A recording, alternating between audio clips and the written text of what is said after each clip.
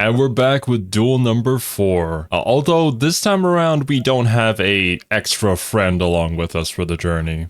You never know, somebody might show up in mid-recording again. But yeah. You never know.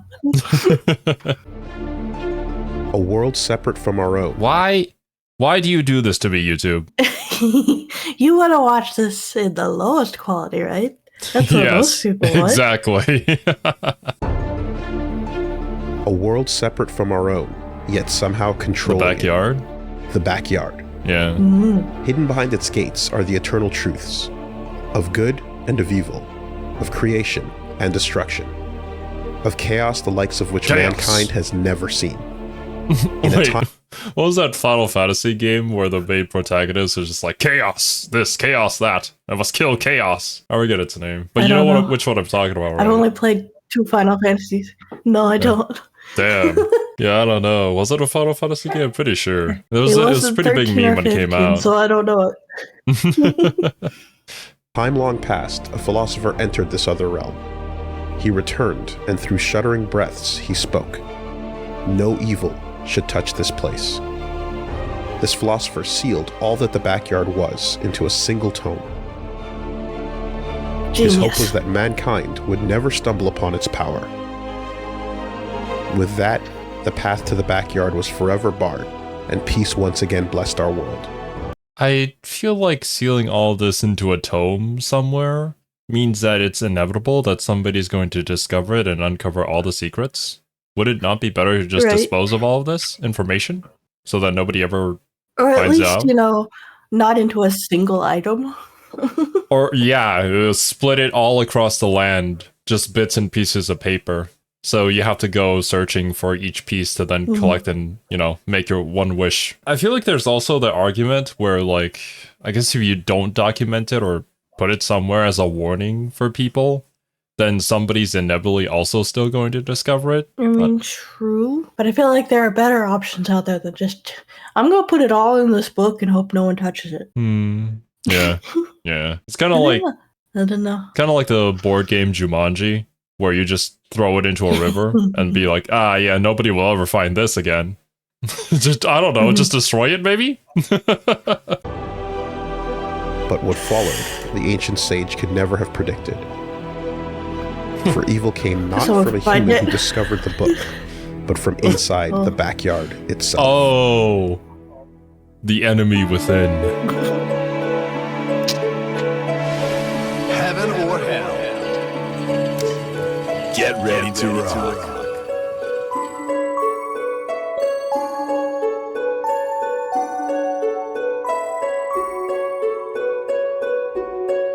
Ram Lethal's declaration of war?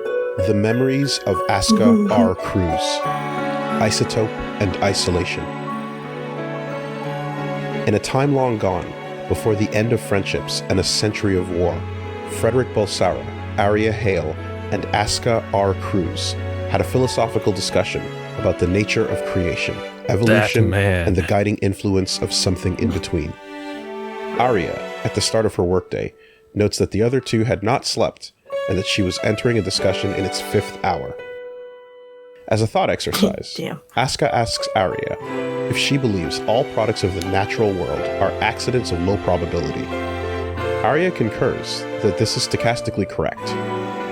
Asuka hypothesizes that though we have never identified and measured the existence of a creator, something theoretical could exist that defines the outcomes of all natural events in minute detail. Aria thinks it would be reasonable enough to call this theoretical thing God. Asuka then...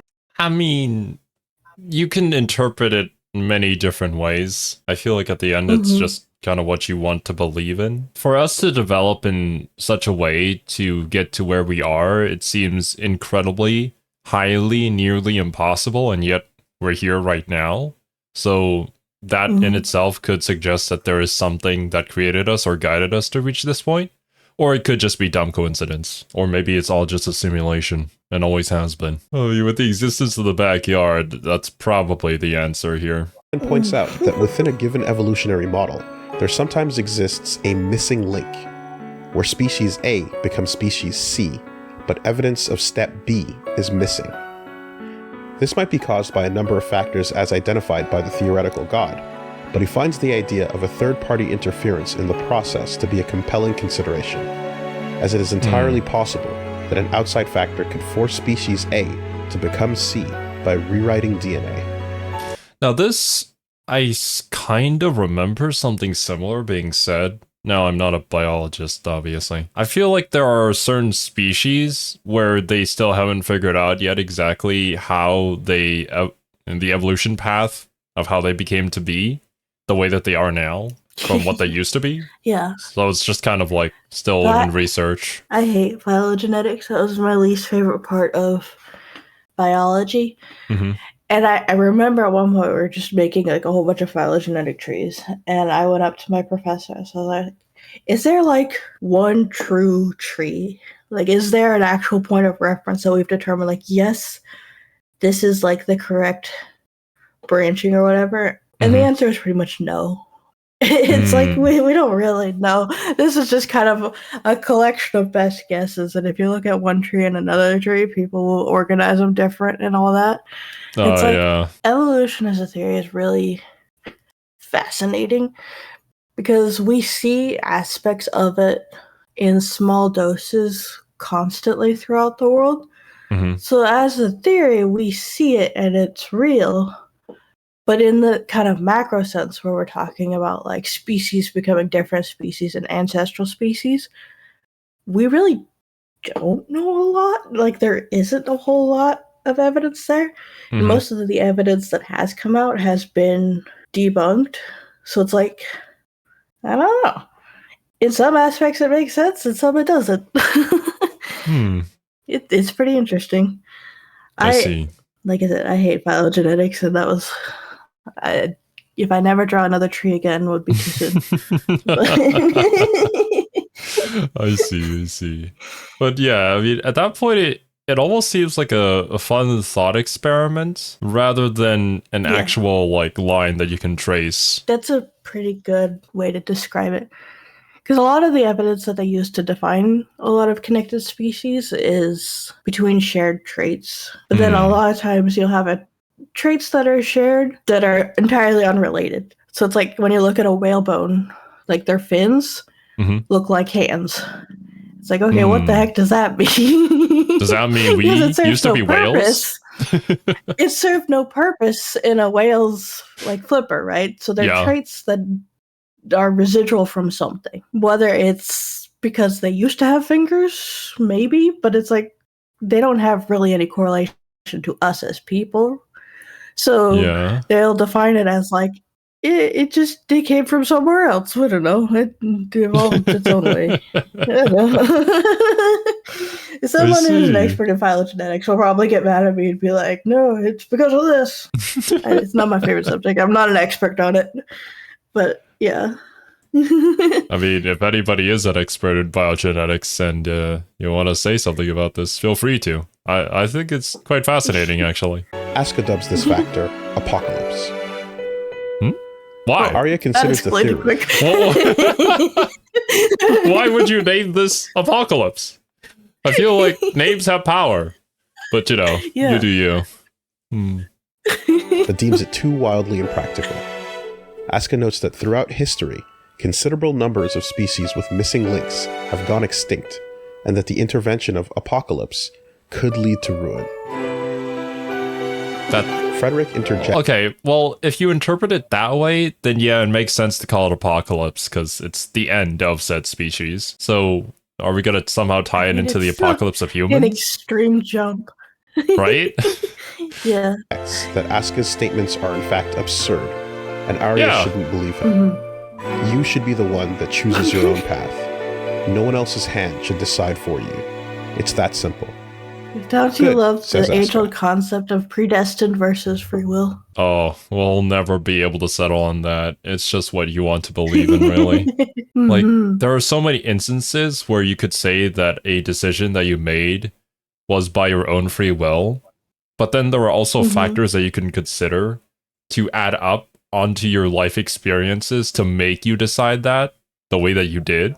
Yeah. So It's probably best to not think about it and just do what comes naturally, I feel like. I feel like a lot of these topics, it's like for the average person, probably best just to let it be. Don't worry about it too much. Like, did I go out to get a bagel because I saw an advertisement about the store yesterday? Or did I just simply want a bagel? I feel the same. The bagel theory. Asuka awakens in a dark room. Like inside a coffin-like device overflowing with colorless liquid, with hundreds of superfine metal threads connected to his hippocampus.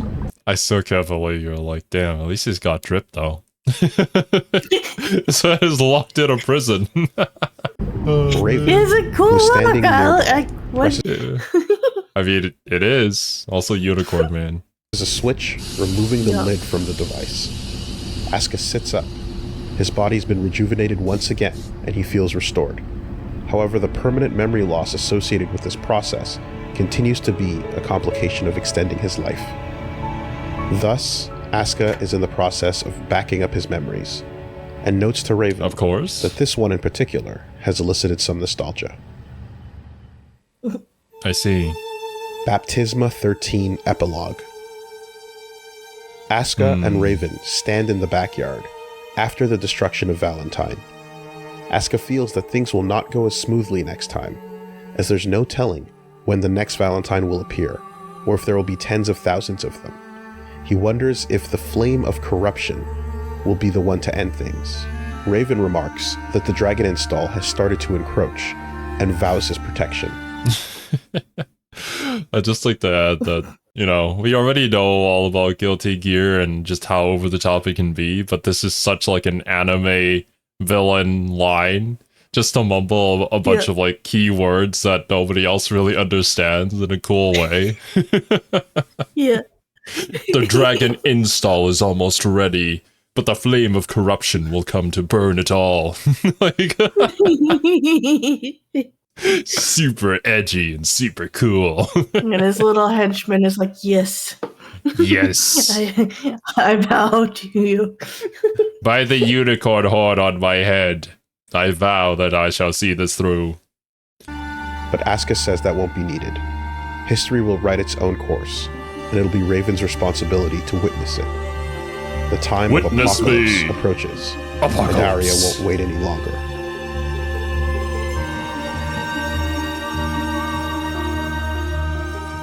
The missing link. 2187 AD. In the aftermath of Baptisma 13, the UN holds an emergency session.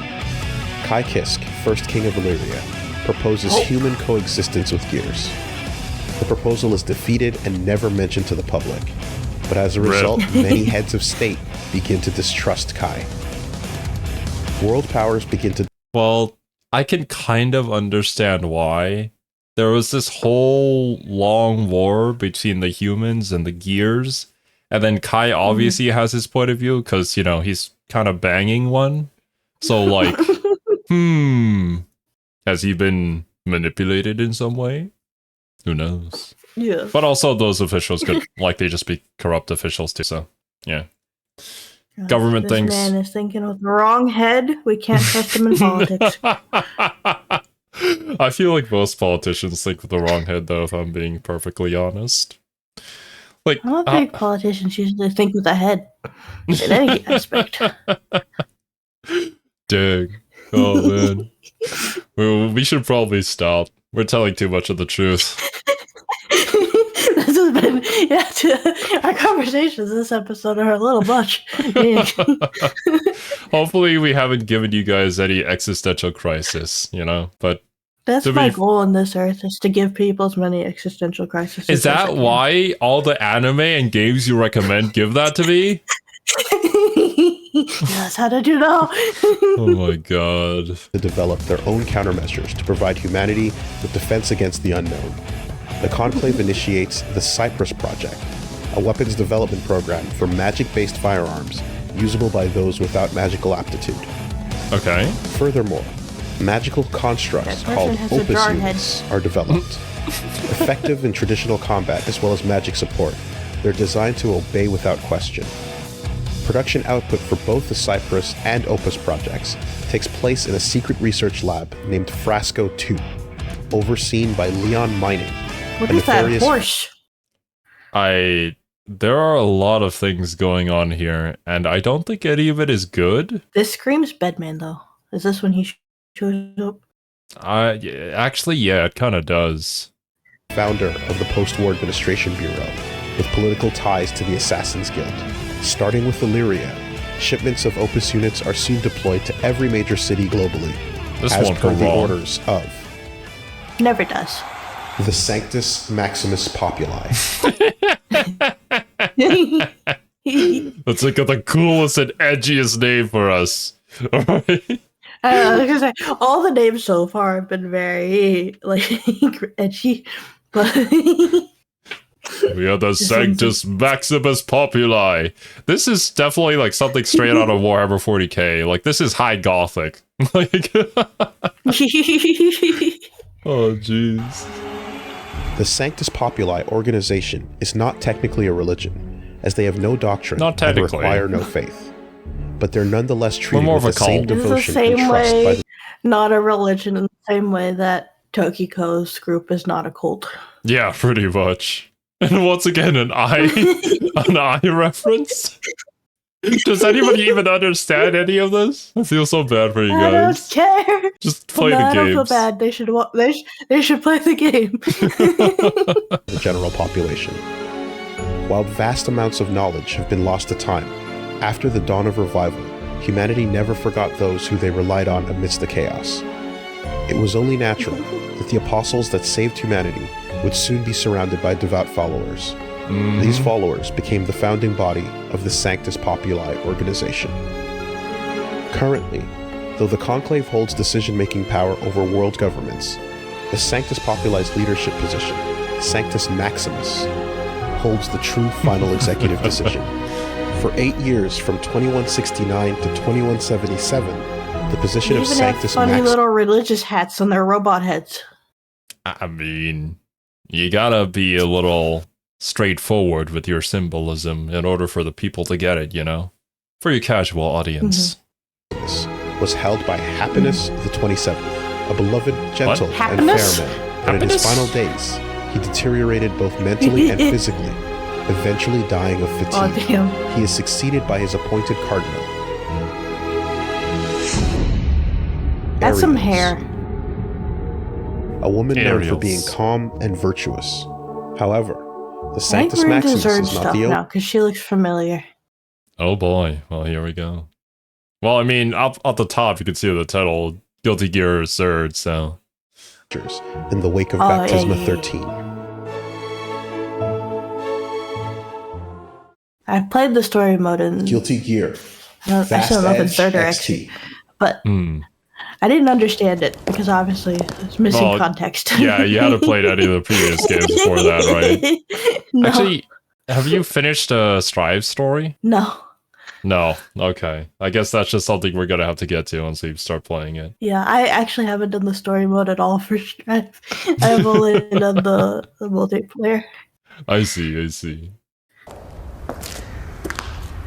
Haven't had the time, as per usual.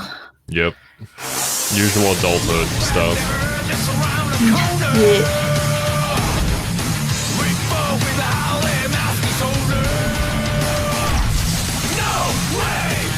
Is this live action? Guilty Gear? I don't. It is.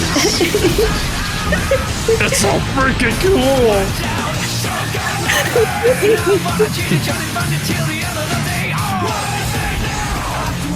パチスロと格闘ゲームの融合覚悟はできてんのか Oh my god! Yes! This is the Guilty Gear we've been waiting for! Peak gameplay. Is that a freaking pachinko machine? Are you kidding me? Oh, Oh no. man. Nearly a century All ago, that in gambling. Yeah. anticipation of justice, Soul created the outrage. Now, with the emergence of Valentine from the backyard, and Asuka insinuating that there are more to come, Soul seeks the outrage Sin's components, outfit. also known as the sacred treasures, to upgrade his Fire Seal sword into something capable of handling whatever else comes from the backyard. Dr. Paradigm introduces Soul to a gunsmith dog, capable of helping construct weapons according to Soul's designs. In homage to Junkyard, the unrefined slab he used during his Holy Order days, Soul has the Fire Seal encased in another magic Unrefined amplifier and slab. Hey. All I cool know some people I protagonists. describe like that. What? Some people? I can think of a few as well, not gonna lie. Since it the Junkyard Dog Mark II. Soul Creative and name. Sin receive intel from Dr. Paradigm, detailing that the Why is he Conclave pointing is it made right up at of Sin? 4 sages. He hasn't learned gun safety. It doesn't exist in his universe. Axis, the first. Libraria, the second. Libraria. Baldius, the third. But he's bald! And their leader, Well, he- Cronus, the fourth. They currently possess the Flashing Fang, an outrage component that amplifies Got a light light magic. bulb. Yeah, that's what I was gonna say. It's like a light bulb with a... What do you call those things? That uses sand to tell An time. hourglass. An hourglass, Yeah. yeah. What does that do? It's called the flashing fang, and it's just a light bulb. And I mean, it's Cronus. Maybe it's got something to do with time too, judging from the hourglass. They said May they said has light magic. Light magic? additional intel, Yeah. saying that they actually have more than one outrage component, and that they might be kept in a secret North European location called Hardened Fort. The Conclave appears to have also put a bounty out on Soul's head, resulting in a number of bounty hunters gunning for him, from unknown soldiers to a few familiar faces, such as Bridget. Oh, hey, it's Bridget. Also, Yosh. I feel like this is such a shame that a part of the story is inside of a pachinko machine, and we have to watch this camera footage of of unknown origin. It's like, yeah, great. Soul also crosses paths with Milia Rage, who's seeking Ah. truth surrounding Maybe rumors it's just an that arcade Zato's cabinet. Maybe it's not a pachinko machine. Yeah, maybe. Maybe. Maybe. Maybe. I can hope. One would hope.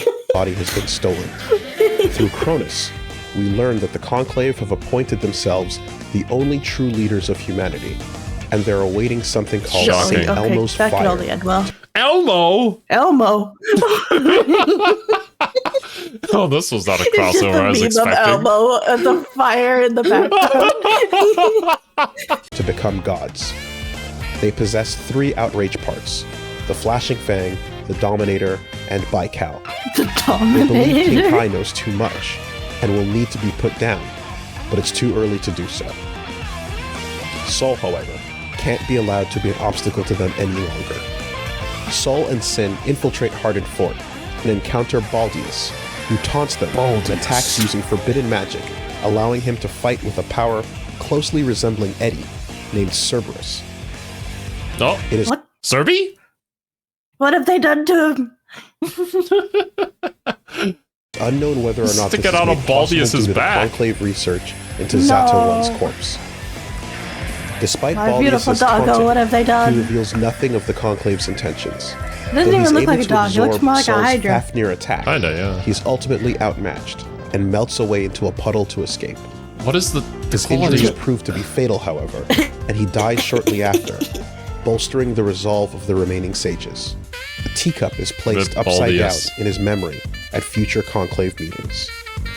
Soul retrieves the Flashing Fang and integrates it into his sword, finalizing it as Junkyard Dog Mark III.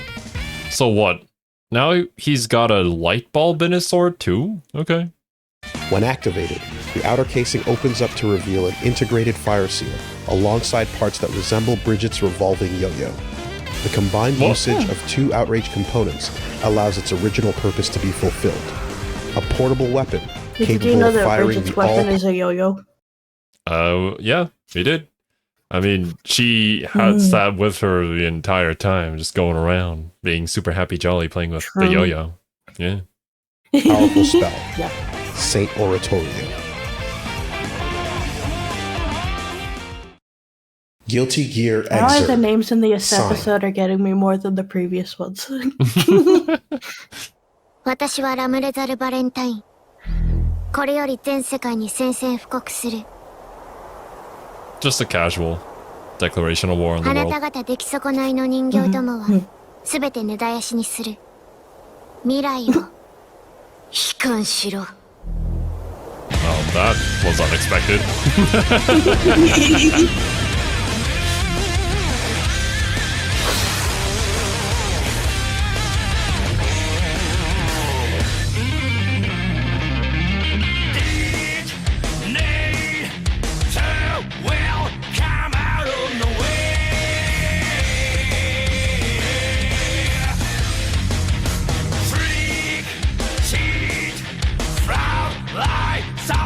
Yeah, we did see him in the supers. A guy who still needs to take responsibility for his organization. 6 times knocking on the door. No response, but hey, you're ready back to back. Death times are running on a midnight train. And freaking Chip goes to Africa, declares his own kingdom, and then declares that he's the president of the kingdom.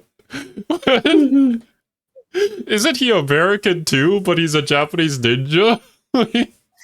What is this guy? He's everywhere. Just doing his own thing. Yeah.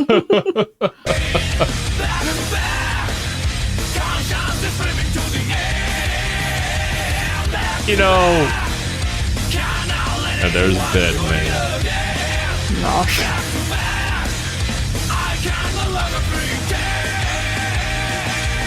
From all the characters we've seen in Guilty Gear so far, who do you think would make the best, like, ruler? Ruler? I mean, it's definitely not Soul Bad Guy. He does not seem like the type at all. Mm-mm. For people who... Most of them are pretty unstable. Yeah, that's the thing, right? Like, I can't really think of a good choice, even if, you know, wait, I'm getting the names mixed up. Was it Kai, right? Who was the king for this entire time? So, Yeah. I mean, he has experience, so it'd probably just follow him, regardless. I don't think Chip is a good leader. He could probably get things done, and like apparently the kingdom that he set up is actually functioning, and he actually brought peace to those people, so he knows how to get it done. Well, wasn't one of his dreams to become the president of America too? So, you know, I guess there is I don't that. remember. Yeah. Honestly, Axel for president. I vote, yeah. I'll go with Axel. He seems like the most normal person in this entire roster. Like, the guy who's just caught an unfortunate set of circumstances and wants to see his girlfriend. Mhm. He's just a dude. Yeah, yeah. And he'd probably understand the struggle of the common folk, so I feel like he'd be a good leader. Mhm. But yeah, for you guys in the comments, let us know. Who do you think would be the best Who would you leader? want? Yeah. Yeah. Who would you vote for president? Guilty Gear Exrd. Exiled. Gotta say it like that every time. October 21st, Exrd. 2187 AD.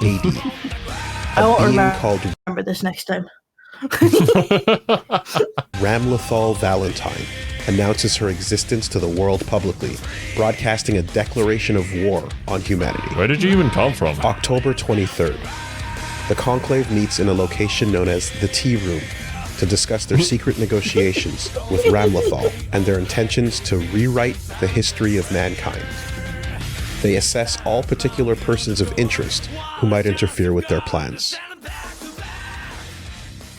Eno reflects that though she's gone through the integration point Hello. and killed Ramlethal many times in many timelines, it does not change the outcome of a dull, gray world. Babylon, 5 years in the future.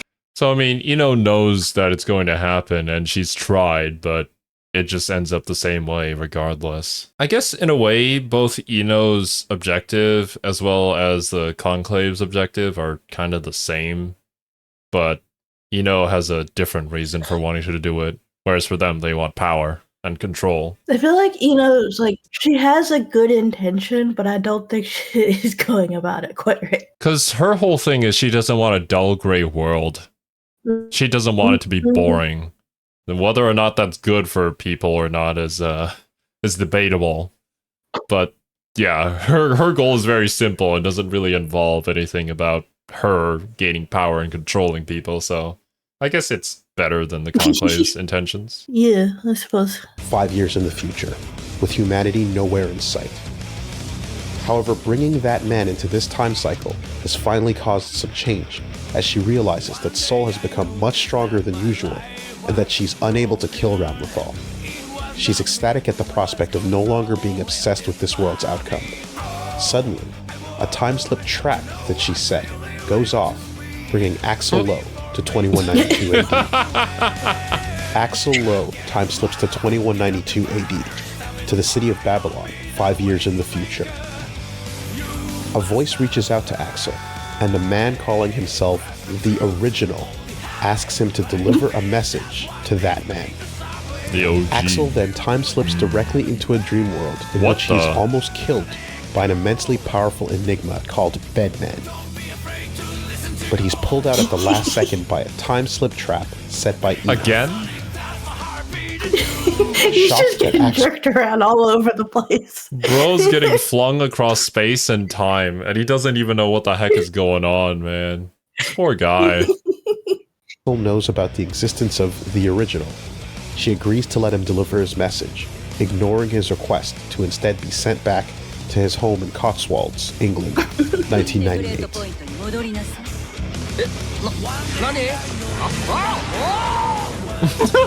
Potemkin is assigned to investigate Ramlethal on behalf of Zep. However, due to Bedman's interference, he spends 3 days trapped inside the Nightmare Theater of Bedman's slumber, delaying The heck, Bedman? God, I just want to do my job. Why do you keep pulling me into your nightmare, man? Oh, this guy. Zep from acting without intel until it's too late. Bedman reveals himself to be a clandestine operator and an agent serving an unknown client. Possessing an acute intellect and expansive vocabulary, he excels at identifying weaknesses and exposing them. He appears to always be silent and asleep. Just say he yaps at you. Yeah, he yaps at you with really big words that you know, well, he knows that you won't understand, to make himself feel superior. What a guy. Carried by his magically weaponized bed frame. His silence is only apparent to those in the waking world, however. In the Nightmare Theater of his permanent slumber, he is a braggadocious, condescending, and long-winded individual. Is that a word? Braggadocious? I don't know, but I like it. I mean, hey, it's Guilty Gear. It makes its own vocabulary. 聞いていた通り君はなかなか頭が回るね。誰だ？はじめまして。僕のことはベストマンとでも呼んでおく。It is a word. Wow. I'm gonna have to start using that. Heck yeah, dude. ふざけた名前だ。なるほど。ここはてめえの What's the sound of that 基地 hex 的な now, 夢の man? 中というわけか。それに聞いていた通り。It's like old One Piece sound effects. Oh yeah, kinda, yeah. バックは元老院か。面白いな君は。僕のクライアントが気にかけるわけだ。それはそうとする質問だけど、答えは外れさ。当たるわけがない。サービスするとラムレザルでもないし、大サービスするとあの男でもない。疑問が増えちゃったかな ?2 倍かい事情かい劇場かいいや、すまない。正直僕も緊張しててね。何せ僕が本気で戦っても。He really does just yap at you. Like, he keeps going. この世の事象はすべからく始まって終わる。でも壊れないはそういったゲートというリズム。So just like I'm done with this shit. 成り立つ相互補完的な価値の一切を拒絶している。文化文明感情研鑽過去と未来、加えて神などの数という価値を一方的に壊しておいて何様なんだろう。考えすぎると考えなくなるように考えうることを諦めさせてしまうような圧倒的な暴力だとは思えない。モラルって言葉が自殺しちゃうよと。僕は長話が嫌い。I detest long conversations, bro. He appears to be intimately aware of the nature of the world. Yeah. Yeah, And with this right. knowledge, frighteningly powerful, especially to those trapped in his nightmare. It is unknown whether or not anything can wake him up. Chips Enough sets out to Here we go. Chips establish his kingdom Kingdom. on the world stage by defeating this new global threat. On the way to confronting Ramlethal, he runs into May and decides to escort What? her. Wait. So, on the way to Ramlethal, from Africa, you just randomly pass May in Japan. Okay. Goes a long way. It took a small detour, yeah. Oh. In the ruins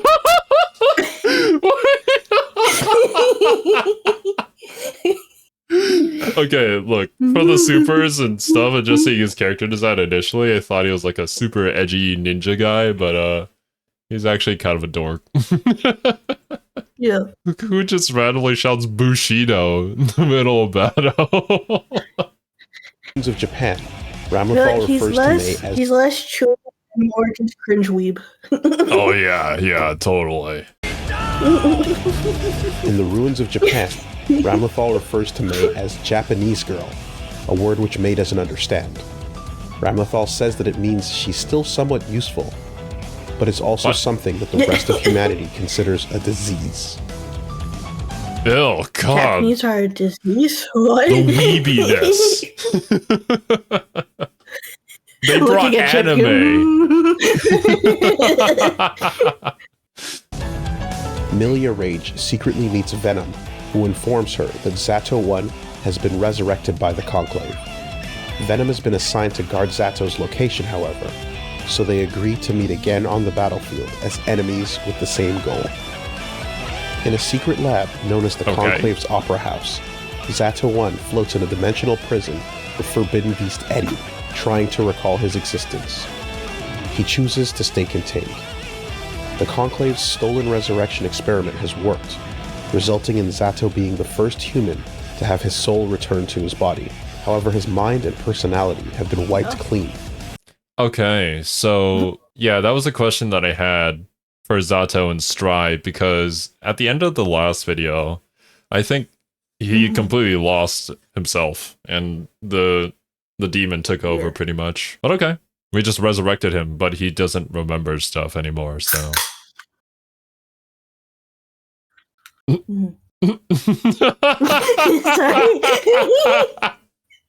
Just cracking open a cold one. It was just sitting on my desk. I wanted to drink it. It is soda, not beer. Oh my god. With only trace words and concepts remaining. While Zato's return to life has zero significance to the Conclave in specific, the circumstances of him being host to a bonded life form are the true reason why he was used as a test subject. Suddenly remembering the name Milia and sensing her nearby, he exits the prison, where he's reunited with her, Venom, and later on, Slayer. He's just in prison because he felt like it, not because he needed to be or was trapped there. Yeah. Nothing can contain this man. Just look at those thighs. My god. Right. Dandies. 君がその筆を覚えていてくれて嬉しいよ Just ladies in While chairs with Zato no boxes on longer their has his heads. former personality or complete memories, his desire to protect Milia remains strong. Okay. So that whole toxic relationship thing is gone now after he died and lost his memories. I don't know if Milia's gonna be okay with that, because both of Milia and Venom want to kill him, no? Faust receives We'll an see. invitation to Slayer's manor, Villa Vampire. Slayer tips him off that the death of his young Those patient two next to was each other are so funny. I mean, one is very dandy and the other is very goofy. I would say. The other, Also, the other is Faust. there isn't really any other word to describe him, I suppose. He's just Faust. Staged malpractice orchestrated by the Conclave and executed by Zato I, who somehow lives. Faust then confronts the recently freed Zato at the Opera House. This is an opera house? What kinda? What? I won't lie to you. I'd be more inclined to go to the opera if it looked like this. Because as it stands, I don't know that I'm particularly interested in the opera. But I'm engaged with whatever's going on here. I could see your point. Like, well, what a set piece. What a set design. They must have invested a lot into this. Right? For what purpose? Zato's behavior is surprisingly earnest. He tells Faust to kill him if he wishes, as he has every right to, but he asks for a bit of time first. Oh my god, Faust is so tall. It's huge. Like, I knew that, but like, damn. He then explains that Faust's research led him to the ultimate procedure, resurrection. Not only was this discovery integral to the Conclave's ultimate goals. So wait, you're telling me that Faust is such a good doctor that he can literally bring people back to life? What can't this man do? Have hair. Oh, you're right. He can cure like death, but he can't cure baldness. No! The ultimate disease. Ah. And then he takes off his paper bag and it's like Finn and there's just this glorious long blonde hair. Its existence to be known by anyone. Thus, a conspiracy was hatched against Dr. Baldhead, and that soon they intend to use this power. King Kai Kisk of Illyria gathers intel on Ramlethal and puts a plan into action. He's suspicious of the timing of her appearance alongside the recently activated Opus units as well, and concludes that the government can no longer be trusted. Kai prepares $300,000 world and contacts Soul to trust it before. Well, yeah, he learned about his mistake after talking with Potemkin that time, so this makes sense that he wouldn't fall for it again. That guy to hire his services. I would hope not. You would hope so, demands yeah. 1 million.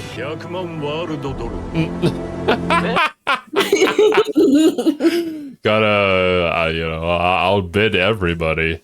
He is the bad guy after all. Cash. Together, alongside Sin Kisk, they journey to the ruins of Japan to confront Ramlethal.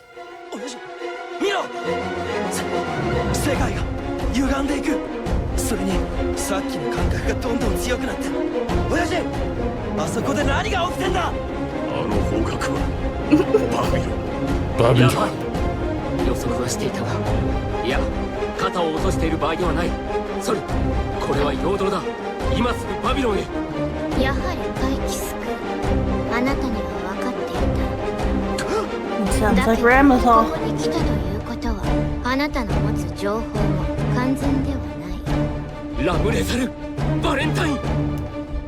Oh. Ah, that's what you were talking about. About the feet coming down. Yeah. I see. Yeah,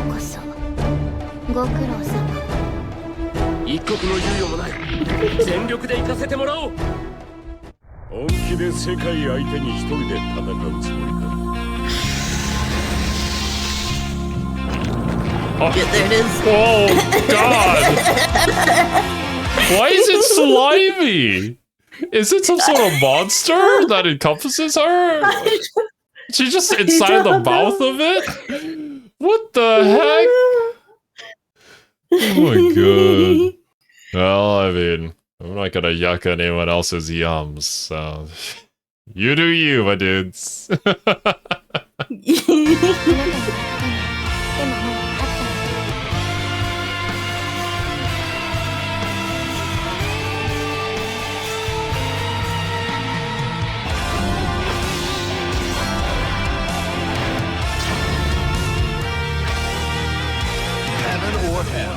Duel 1. Let's rock.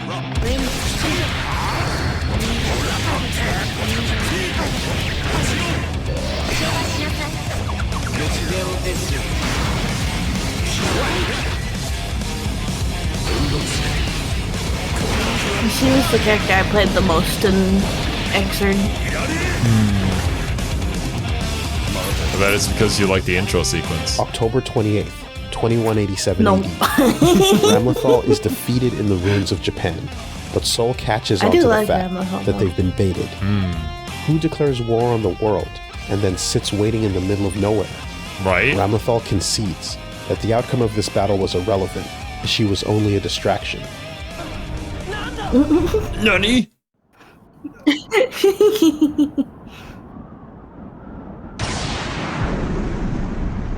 That doesn't look good. Ara nani? I think it's time to run. I hate making this comparison, but it looks like the signers from Yu-Gi-Oh! 5Ds. Oh, oh my god. Actually true. It does. It does look so much like it. What the hell? Now we just need the Earthbound Immortal Coco Pakapo to show up. Of course you remember that stupid card's name. I'll remember it forever. That scene is my favorite. They also just unironically announce his name, and it's like, what? Yeah, it's so good. It's beautiful.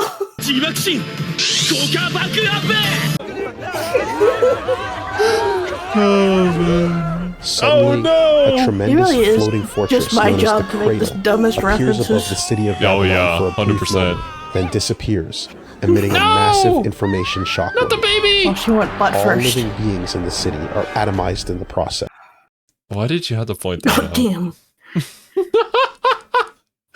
All of these people are horribly dying. And you're like, ah, she went out butt first. She did. I'm just stating a fact. Yeah. Thus, I'm reacting. I have to give my commentary. Make this transformative, you know? Yeah, yep, for a sure. monumental black sigil appears My in the sky, contributions are dark identical to the siders one and seen butt above the first. ruins of Japan, and the one seen when Dragon Install's soul activates the true power of the Fire Seal.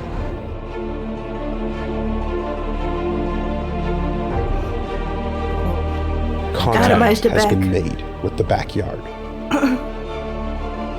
Kai, Soul, and Sin observe in horror as countless innocents are killed. Kai exclaims that everything is happening just like she said. Could she have been telling the truth? Soul asks him what the hell he knows, but before they can react, Ramlethal grabs Soul and flies upwards, beginning a self-destruct sequence. I think it's time we died. Let's go together. I guess that's the end for Soul Yeah. Bad Guy. There definitely isn't 3 more videos after this one. Okay. How are there so many more? There's not that many more games, are there? Or am I just crazy? I don't think it's more about, like, more games, but maybe the lore becomes more detailed, and there are just more characters Well, that you have to tie in. Probably. Yeah. We'll see. We'll see. But I can't believe I finally got to see what you were talking about with Red Lethal. Like, what even is that? I'm so happy they showed it, so I'm not just crazy. Like, yeah. Maybe it's got something to do with the thing that she has with her, the monster thing. I forget its name. That was very interesting. I'm sure It's so deliberately just feet first. It's not like just like pan down. It's just feet. I can't wait to see Ramlethal become a good person after eating a burger. That's what I remember from the other Yeah. video. Yeah, exactly. But anyways, guys, thank you so much for watching. Hope you all enjoyed, and we'll catch you in the next one. Later, dudes. Bye bye.